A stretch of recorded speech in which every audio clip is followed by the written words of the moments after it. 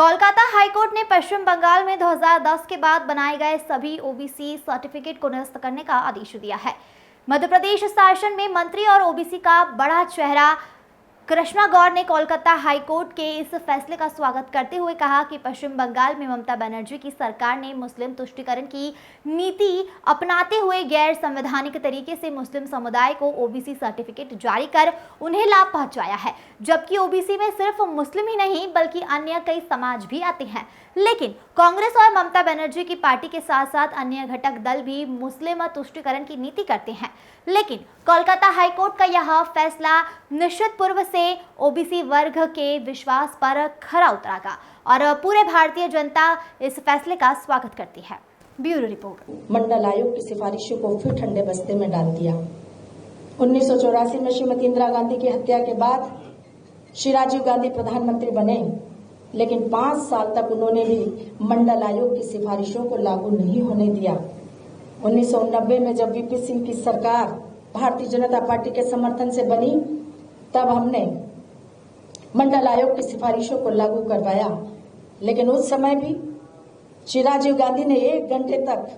संसद में ओबीसी के विरुद्ध, ओबीसी आरक्षण के विरुद्ध भाषण दिया था। ये चरित्र कांग्रेस का है जो कभी ओबीसी को आरक्षण देने के पक्ष में नहीं थी, और आज वही काम कांग्रेस के समर्थन में बाकी राजनीतिक दल कर रहे हैं कि किस प्रकार से इस देश के दलित और पिछड़े और आदिवासियों का आरक्षण समाप्त कर दिया जाए और मुस्लिमों को ज्यादा से ज्यादा आरक्षण मिले।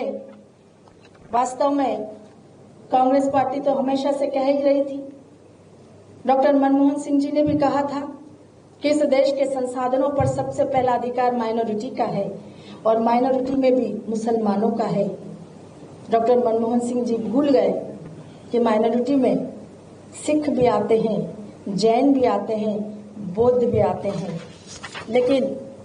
उनका मुस्लिम वर्ग से प्रेम जग जाहिर है। इस प्रकार से हमने देखा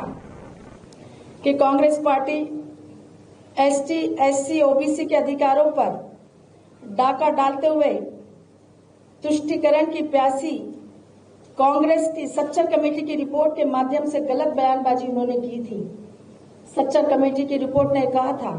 कि इस देश में मुसलमानों की हालत दलितों से भी ज्यादा खराब है। सच्चर कमेटी के बारे में आप सबको पता है, मुझे बताने की आवश्यकता नहीं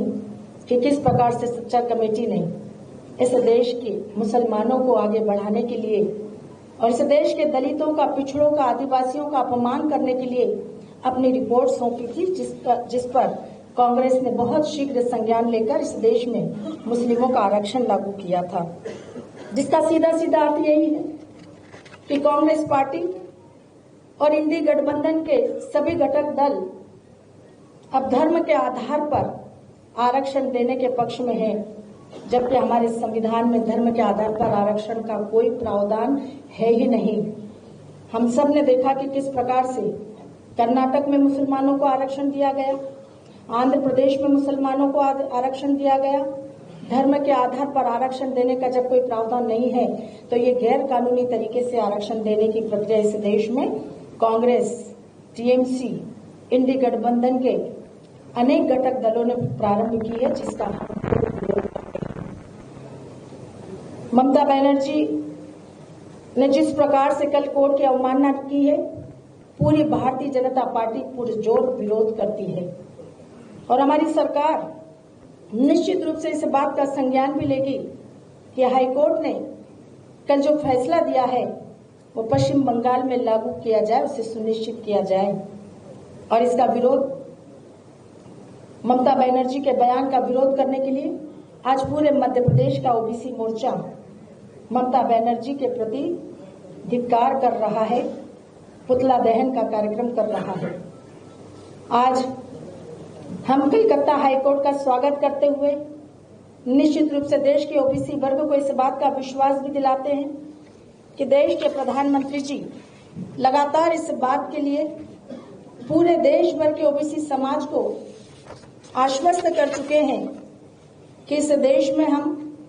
हर वर्ग को सबका साथ, सबके विकास के मंत्र पर आगे बढ़ाकर देश की विकास यात्रा को आगे बढ़ाएंगे। लेकिन कभी मुस्लिम तुष्टीकरण की राजनीति नहीं करेंगे, कभी वोट बैंक की राजनीति नहीं करेंगे और वोट बैंक की राजनीति करने वालों को हम करारा जवाब भी देंगे।